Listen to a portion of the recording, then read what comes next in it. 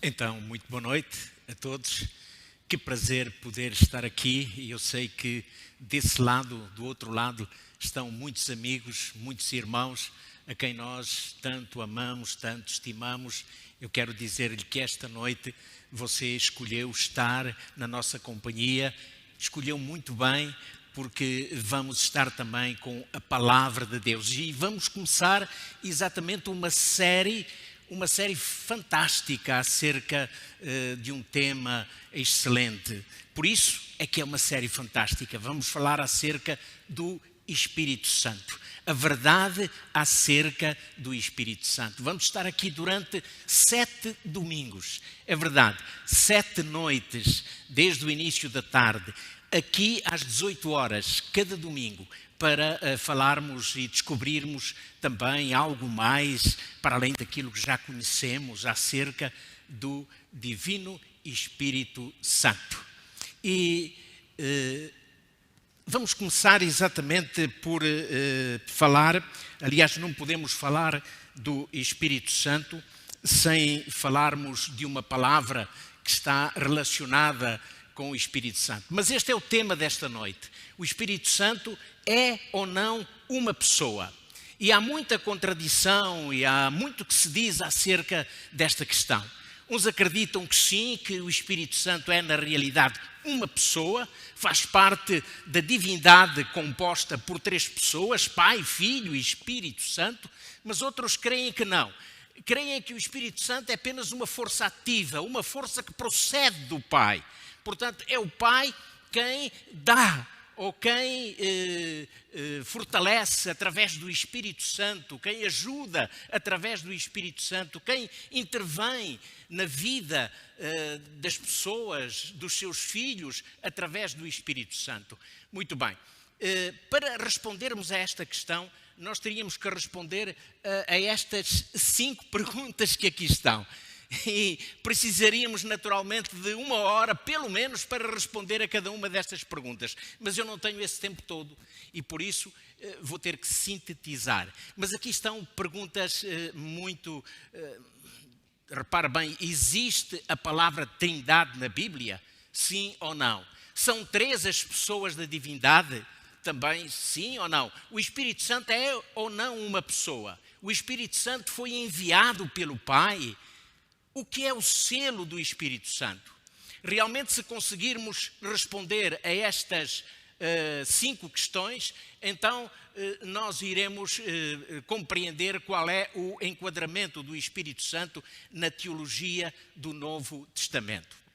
Nos próximos temas, eu não irei apresentar tantos slides ou um PowerPoint, irei apresentar textos bíblicos, iremos conversar mais, mas aqui eu senti que havia grande necessidade de partilhar convosco alguns textos bíblicos. E vamos começar exatamente com a palavra que cria tanta polémica no mundo cristão. O mundo cristão divide-se em torno desta questão da Trindade.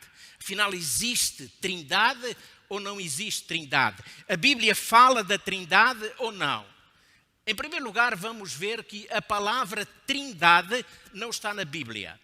E muitas pessoas afirmam mesmo que a palavra Trindade ela é uma palavra de origem católica, ou seja, foi a Igreja Católica Apostólica Romana quem introduziu pela primeira vez no seio do cristianismo esta palavra Trindade. Para defender o quê? Para defender a ideia de 3 pessoas, Pai, Filho e Espírito Santo, como sendo o único Deus. Vamos ver, mas para falarmos de Trindade, temos que falar deste homem, Tertuliano. Quem foi Tertuliano? Tertuliano foi um dos pais da Igreja. Tertuliano, ele nasceu em Cartago, ou Cartago. Ele viveu desde 160, morreu por volta do ano 200. Tertuliano, ele nunca foi católico, até porque a Igreja Católica ela aparece depois da morte de Tertuliano.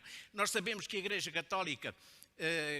os passos que se deram para a formação da Igreja Católica Apostólica Romana começaram no ano 313, quando Constantino I deu liberdade aos cristãos. Depois, já no ano 325, dá-se o primeiro grande concílio ecuménico, também liderado por Constantino I. E nesse primeiro concílio ecuménico, chamado Concílio de Niceia, estiveram reunidos mais de 300 bispos de várias igrejas cristãs e também ortodoxos. E ali ficaram definidas doutrinas em comum. E no ano 390, então, surge pela primeira vez, oficialmente, a Igreja Católica Apostólica Romana. Portanto, Tertuliano viveu antes da Igreja Católica Apostólica Romana ser fundada. E foi ele quem, pela primeira vez, ele usou a palavra Trindade. Por isso, Tertuliano nunca foi católico. Ele foi cristão, se bem que nos últimos anos, poucos anos antes da sua morte, ele resvalou um pouco, ele abandonou o cristianismo, mas foi durante o tempo em que realmente ele foi cristão, durante esse tempo é que ele escreveu vários livros, entre eles um livro chamado Corpus, onde ele defende exatamente esta teoria bíblica ele defendia a teoria bíblica da Trindade, portanto, Pai, Filho e Espírito Santo. E ele então procurou arranjar uma palavra para que pudesse falar de três pessoas compondo a divindade. E a palavra que ele usou foi esta, que no latim é Trinity, Trindade. Tertuliano foi um dos pais da Igreja e ele foi um defensor acérrimo do cristianismo. Tertuliano, ele morreu, não se sabe muito bem qual foi a causa da sua morte, mas pensa-se que ele terá sido morto, terá sido assassinado. Em Cartago havia uma igreja cristã muito forte e foi muito perseguida durante o Império Romano. Portanto, meus amigos, vamos desde já pensar desta maneira. A palavra Trindade, sim, não aparece na Bíblia. Quem a usa a primeira vez nos seus escritos foi Tertuliano. Mas também podemos aqui chegar à conclusão de que a palavra Trindade não é uma palavra católica. Ela foi apresentada pela primeira vez, foi escrita pela primeira vez por este homem chamado Tertuliano. Por isso, eu também não vou usar a palavra Trindade. Não vou usar. Vamos tirar então do nosso vocabulário, ou eu vou tirar do meu vocabulário essa palavra Trindade e vou usar uma outra palavra. Quando falamos das três pessoas da divindade, exatamente a palavra divindade.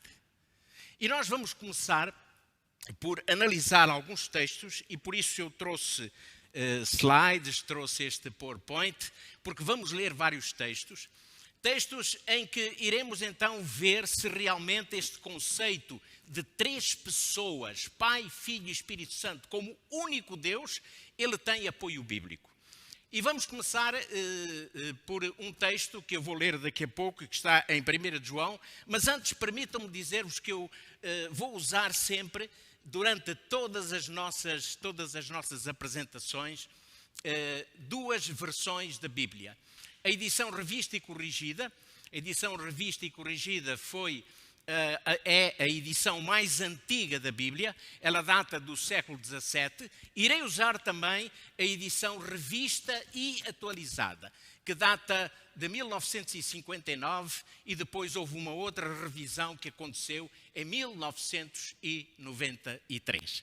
Eu vou usar apenas estas duas versões. Existem muitas outras edições da Bíblia, mas eu vou usar estas duas edições, a edição revista e corrigida e a edição revista e atualizada. Portanto, divindade, Pai, Filho e Espírito Santo. O conceito de três pessoas como sendo a divindade.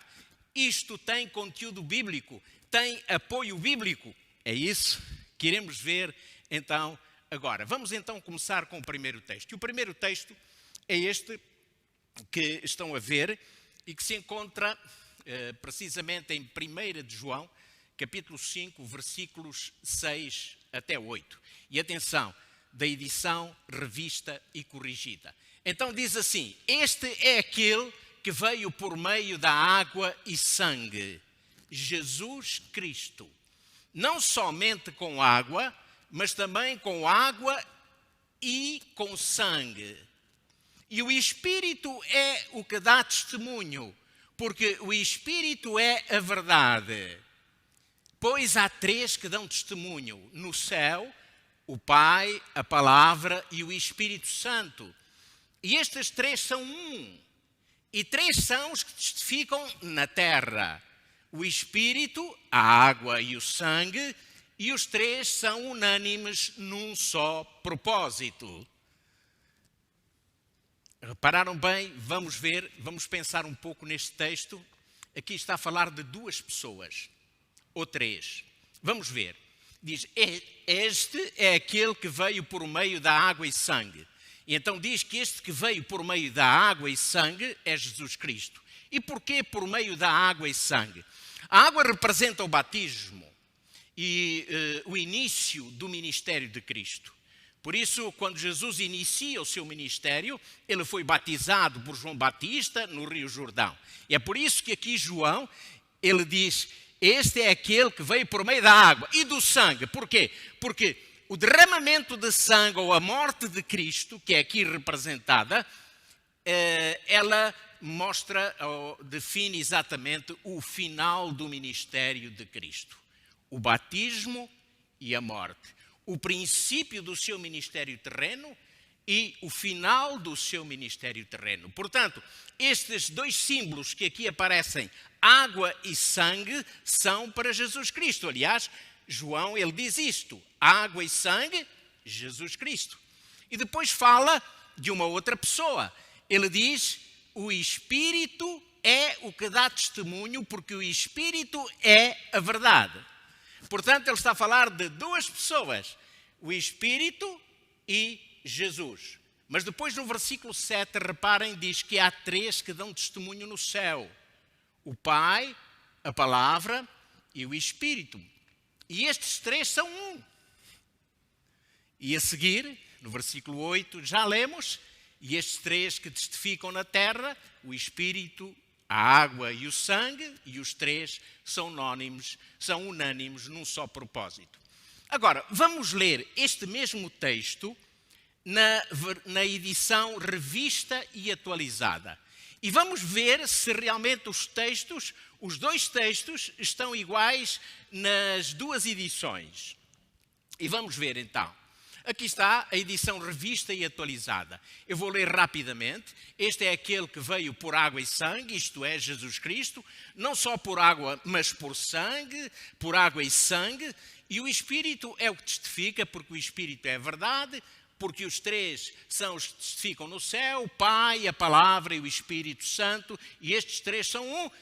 E três são os que testificam na terra: o Espírito, a água e o sangue. E estes três concordam num. Eu pergunto: há alguma diferença entre este texto e o outro texto? Bom, à primeira vista, parece que não há diferença. Apenas aqui algumas palavras mudam, mas o sentido é o mesmo. Não diz que é o que testifica. No outro texto diz que é o que dá testemunho. E na parte final diz aqui: e três concordam num.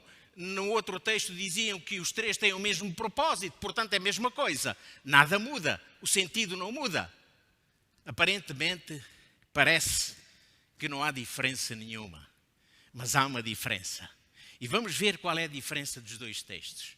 Reparem, é que neste texto, na edição revista e corrigida, esta parte que eu marquei a amarelo não está nos manuscritos mais antigos. É verdade. Aliás, tudo o que aparece na Bíblia, na sua Bíblia, quando está entre colchetes, como aqui está, entre colchetes, eu sublinhei ou marquei isto amarelo, quando alguma coisa aparece entre colchetes, é sinal de que essa frase, essa palavra, esse pequeno texto, não se encontra nos melhores manuscritos. Isto quer dizer que, então, este texto, para sermos fiéis àquilo que os melhores manuscritos, ou os manuscritos mais antigos dizem, produzem, então eu teria que retirar. Aliás, eu tive o cuidado de ir ao Novo Testamento grego. E eu tenho um belo exemplar do Novo Testamento grego, do grego koiné, grego bíblico. É um compêndio que nós usamos, ou que usávamos durante o tempo que passamos na Faculdade de Teologia, na disciplina de grego, e fui verificar. Tirei até uma fotografia do texto que o trouxe aqui. Eu sei que a maioria dos meus queridos irmãos e amigos não compreendem o que está ali escrito, mas a verdade é que neste texto que está aqui, aquela parte que eu sublinhei a amarelo, aquela parte que eu marquei a amarelo, não se encontra aqui, não está nos manuscritos mais antigos. Então a conclusão nós chegamos. A conclusão é esta: se quiséssemos realmente usar este texto para comprovar a existência de 3 pessoas, Pai, Filho e Espírito Santo, nós o poderemos usar, mas temos que ser sinceros, temos que ser honestos, verdadeiros e usá-lo desta maneira, como aqui está. Como é que está aqui desta maneira? Agora aqui eu já tirei os parênteses. Então como é que eu leio? Reparem bem, vamos fazer esta leitura com cuidado. Este é aquele que veio por meio de água e sangue. Outra vez, água e sangue representa quem? Jesus Cristo. Água, o início do ministério de Cristo. Sangue, o final do ministério de Cristo. Não somente com água, mas também com água e sangue. E depois diz, e o Espírito Santo é o que dá testemunho, porque o Espírito Santo é a verdade. E no versículo 7, apenas aparece isto. Pois há 3 que dão testemunho. Ponto final. Olhem, há 3 que dão testemunho. João fala só de 2. Ele fala só de Jesus e do Espírito Santo. Mas ele agora diz não, há 3 que dão testemunho. E quem são os 3? No versículo 8, ele volta a falar do Espírito e volta a falar de Jesus. O Espírito, água e sangue, Jesus. Mas ele diz, e os 3 são um. O que é que João quer dizer com isto? É que na mente de João, ele tem a concepção de que realmente são 3 as pessoas da divindade e não 2. E por isso ele diz, olhem, há 3, no versículo 7, há 3 que dão testemunho no céu. Ora, toda a gente sabe que o Pai é um dos 3.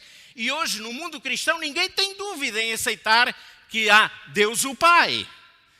A dúvida que existe entre muitos cristãos, felizmente não é entre a maioria, mas entre muitos cristãos, é a respeito do Espírito Santo.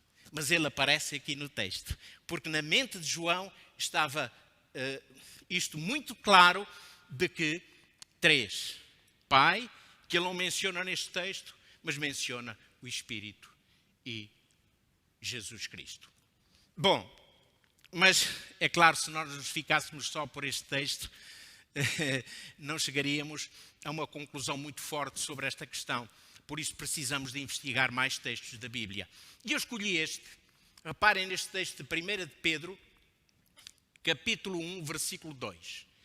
Ele começa por falar da nossa eleição. Ele diz, eleitos segundo a presciência de Deus Pai, em santificação do Espírito, para a obediência e a expressão do sangue de Jesus Cristo. Graça e paz vos sejam multiplicadas. Reparem bem, aqui o apóstolo Pedro, ele começa por falar do Pai.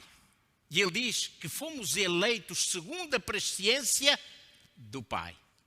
Eleitos segundo a presciência do Pai. O que é que quer dizer a palavra presciência? A palavra presciência quer dizer alguma coisa que se prevê antes de acontecer. Alguma coisa que alguém sabe antes de acontecer. E só Deus tem isso, é a sua onisciência. E depois diz, em santificação do Espírito Santo. Portanto, e finalmente, fala de Jesus como aquele que dá o seu sangue. Então, nós poderíamos dizer, aqui neste texto nós temos o Pai como o Criador, ou seja, o que nos escolheu, aquele que nos elegeu. Efésios capítulo 1, versículo 4, diz que fomos eleitos por Deus antes da fundação do mundo. É verdade, antes de o mundo existir, Deus já tinha pensado em nós, o Pai já tinha pensado em nós. Repare que Ele nos elegeu antes da fundação do mundo. É isso que diz Efésios capítulo 1, versículo 4. Depois o Espírito, que aqui aparece como o santificador, aquele que transforma, aquele que muda o coração, aquele que age na nossa mente e que muda a nossa vida. Esse é o Espírito Santo.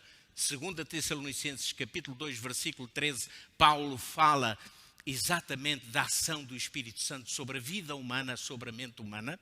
E finalmente, aqui vemos o Filho, ou seja, o Salvador, aquele que deu a sua vida, aquele que deu o seu sangue para morrer por nós. Se no texto anterior poderiam ter ficado algumas dúvidas acerca da divindade composta por 3 pessoas, eu penso que neste texto as dúvidas são dissipadas, porque começa exatamente por falar do Pai, o Deus Pai, o Espírito que santifica e o Filho que dá o seu sangue, o Filho que dá a sua vida. E vamos ver ainda outro texto em que vamos perceber que de facto o Espírito Santo é uma pessoa. E aqui temos, aliás, vamos ver alguns textos. Eu vou passar rapidamente estes textos porque nós não temos tempo para poder, com muito cuidado, falar sobre cada um deles. Mas reparem, o Espírito Santo tem vontade própria. Isto está lá em 1 de Coríntios, capítulo 12, versículo 11. Mas um só e o mesmo Espírito realiza todas estas coisas, distribuindo-as como lhe apraz a cada um individualmente. Repare, o Espírito Santo distribui como lhe apraz, segundo a sua vontade. Ele tem vontade própria. E o ter vontade própria é uma característica de uma personalidade. Não pode ser a característica de uma mera força ativa. Não, é característica de uma pessoa. Mas o Espírito Santo ama. Será que uma energia, apenas um poder pode amar? O Espírito Santo ama. Muito obrigado pela água. Diz aqui neste texto de Romanos, capítulo 15, versículo 30, rogo-vos, pois, irmãos, por nosso Senhor Jesus Cristo, que também pelo amor do Espírito, que luteis juntamente comigo nas orações a Deus e a meu favor. Dizia o apóstolo Paulo, ou pedia o apóstolo Paulo à sua igreja, quando ele escreve aos Romanos. Portanto, aqui está mais uma característica de alguém que é uma pessoa, alguém que ama. Depois, o Espírito Santo conforta, por isso é que ele na Bíblia é chamado o Confortador ou o Consolador. E diz aqui, a igreja, na verdade, tinha paz por toda a Judeia, a Galileia e Samaria, edificando-se e caminhando no temor do Senhor e no conforto do Espírito Santo, crescia em número. Mas, mais ainda, o Espírito Santo fala e ordena. O Espírito Santo é uma pessoa que ordena. Aqui está. E servindo eles ao Senhor e jejuando, disse o Espírito Santo, separai-me agora Bernabé e Saulo para a obra a que os tenho chamado. Reparem, aqui o Espírito Santo ordenando, falando com os discípulos, falando com os filhos do Senhor. Mais ainda, o Espírito Santo ensina, sim. Disto também falamos, não em palavras ensinadas pela sabedoria humana, mas ensinadas pelo Espírito, conferindo coisas espirituais com espirituais. Cá está este texto que diz que o Espírito Santo ensina. Ele é um ensinador. Mas mais ainda, o Espírito Santo ou melhor, podemos entristecer o Espírito Santo. Nós muitas vezes nos entristecemos uns aos outros como pessoas, entristecemos, nós dizemos a Deus. Pois é, entristecemos a Deus, entristecemos o Espírito Santo.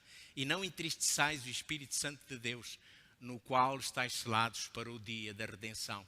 Efésios 4:30. Mas mais ainda, o Espírito Santo pode ser também ofendido. Por isso vos declaro, todo pecado e blasfémia serão perdoados aos homens, mas a blasfémia contra o Espírito Santo não será perdoada aos homens. Estamos a ler Mateus, capítulo 12, versículo 31. Eu poderia aqui apresentar mais textos que iriam caracterizar o Espírito Santo como uma pessoa. Mas a verdade é que não temos tempo esta noite para os apresentar todos. Mas durante as próximas sessões, os próximos encontros, iremos apresentar muitos outros textos interessantes acerca desta questão. Jesus e o Espírito Santo enviados por Deus. Quando se fala no enviado de Deus, geralmente pensa-se em Jesus Cristo. E o mundo cristão o diz, que realmente aquele que é enviado por Deus foi Jesus. Vamos ver dois textos em que o próprio Jesus, ele próprio se declara como sendo o enviado por Deus. Vamos ler este que encontramos em João capítulo 5, versículo 24. Na verdade vos digo que quem ouve a minha palavra e crê naquele que me enviou, tem a vida eterna. Portanto, Jesus está a dizer, houve alguém que me enviou. E quem é este que me enviou? No texto de João capítulo 17, versículos 18 a 21, nós vamos ver neste texto que é o Pai, segundo aquilo que Jesus afirma, quem envia Jesus. Diz assim, como tu me enviaste ao mundo, também eu os enviei ao mundo. Para que todos sejam um como tu, ó Pai, o és em mim e eu em ti. Que também eles sejam um, para que o mundo creia que tu me enviaste. Jesus está a dizer, olha, eu fui enviado. Agora, nós vamos ver que em relação ao Espírito Santo é dito exatamente a mesma coisa. Que o Espírito Santo é também a pessoa que é enviada pelo Pai. Vamos ver este texto. Este é apenas um dos muitos que existem. Mas diz aqui, mas o Consolador, e é Jesus quem está a falar, mas o Consolador, o Espírito Santo, que o Pai enviará em meu nome, vos ensinará todas as coisas e vos fará lembrar de tudo o que vos tenho dito. Repare bem o que Jesus está aqui a dizer. O Espírito Santo que o Pai enviará. A pessoa que o Pai enviará em meu nome. Eu estou a terminar o meu ministério. Eu não vos deixarei só. Não ficareis sozinhos. Não. Virá o Consolador. Esse Espírito Santo que o Pai vai enviar em meu nome. Bom, passamos então para a parte final deste tema, falando sobre o selo do Espírito Santo. E também há muita questão em torno deste assunto do selo do Espírito Santo. É que muitos creem que realmente somos selados pelo Espírito Santo num dia especial, quando recebemos a unção do Espírito. Em qualquer momento da nossa vida isso pode acontecer. Vamos ver com exatidão o que é que a Bíblia diz sobre esta questão do selamento. Este texto vai nos ajudar a compreender isso. Aqui diz, em quem também vós, depois que ouvistes a palavra da verdade, o evangelho da vossa salvação, tendo nele também crido, fostes selados com o Santo Espírito da promessa. Se olharmos bem para este texto, vamos verificar que aqui há uma sucessão de passos que vão sendo dados até que chegamos ao selamento do Espírito Santo. E vamos ver quais são estes passos. Em primeiro lugar, diz o texto, em quem também vós, depois que ouvistes a palavra de Deus. Reparem bem, primeiro ouviste a palavra de Deus, ou a palavra da verdade. O evangelho da vossa salvação. Ouvimos o evangelho, aceitamos o evangelho. E o que é o evangelho? O evangelho são as boas novas da salvação. E então o centro do Evangelho é Jesus, porque é Jesus o instrumento da nossa salvação, digamos assim. Por isso, quando aceitamos Cristo, estamos a dar o segundo passo. E qual é o outro passo? O outro passo, reparem que diz aqui, tendo nele também crido, fostes então selados com o Santo Espírito da promessa. Então finalmente, depois de passarmos por estes dois passos, primeiro, ouvimos a palavra de Deus, aceitando Cristo como nosso Salvador pessoal, então diz o texto, então sereis selados com o Espírito Santo. Isto faz-nos lembrar o quê? Faz-nos lembrar aquilo que se passa na vida da maior parte dos filhos de Deus. Nós começamos por estudar a Bíblia um dia e depois o nosso coração vai se enchendo pelas palavras e assuntos que vêm da palavra de Deus, por essa água viva que jorra das Sagradas Escrituras. É através delas que nós vamos conhecer Jesus. É através delas que nós encontramos o nosso Salvador, lhe entregamos a nossa vida, o nosso coração, nos arrependemos dos nossos pecados. Nesse percurso todo, o Espírito Santo estará trabalhando na nossa vida. Porque a salvação não é a obra apenas de uma só pessoa, mas das 3 pessoas. E finalmente, então, nós tomamos uma decisão. E sabem qual é a decisão que nós tomamos? Agora eu quero ser batizado. E porquê o batismo? Porque o batismo vai marcar uma fase importante da nossa vida. É como um selamento. É aquele momento em que vamos testemunhar publicamente de que aceitamos Cristo. E reparem, o que é um selo? Um selo, em primeiro lugar, ele é caracterizado porque é sinónimo de uma propriedade. Quando o selo é posto sobre alguma coisa, muitas vezes é para conferir a propriedade. Somos propriedade de Deus. Quando nos batizamos, é isso que está na nossa consciência. É essa certeza que nos acompanha. Eu sou propriedade de Deus.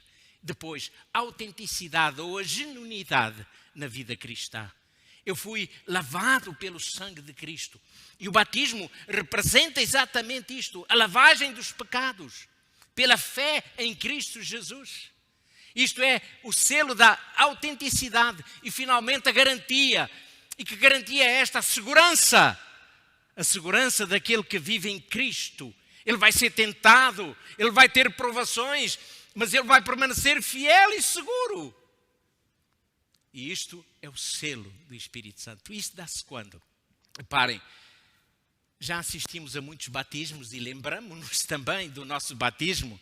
Então, quando fomos batizados, o pastor ali estava conosco na água, no tanque batismal ou no rio, no lugar onde há muitas águas, e ali está o pastor para celebrar aquele batismo. E naquele momento, o pastor faz uma breve oração. E a oração termina sempre: eu te batizo em nome do Pai, do Filho e do Espírito Santo. As 3 pessoas da divindade. E naquele momento, este Filho de Deus está a ser selado. Reparem, neste texto de Jesus. Portanto, ide, fazei discípulos de todas as nações, batizando-as em nome do Pai, do Filho e do Espírito Santo. Meu querido amigo, no momento do nosso batismo, você recorda-se do seu batismo? Provavelmente alguém que nos está a ver nesta noite ainda não passou por esta experiência, mas saiba, meu querido amigo, que realmente este é um momento de grande alegria no céu. A Bíblia diz que há grande alegria no céu, porque neste momento nós estamos a ser selados pelo Espírito Santo. A nossa garantia de propriedade, de autenticidade na vida cristã. Bom, eu quero terminar hoje com o último texto. E eu escolhi este texto de um livro que é muito poucas vezes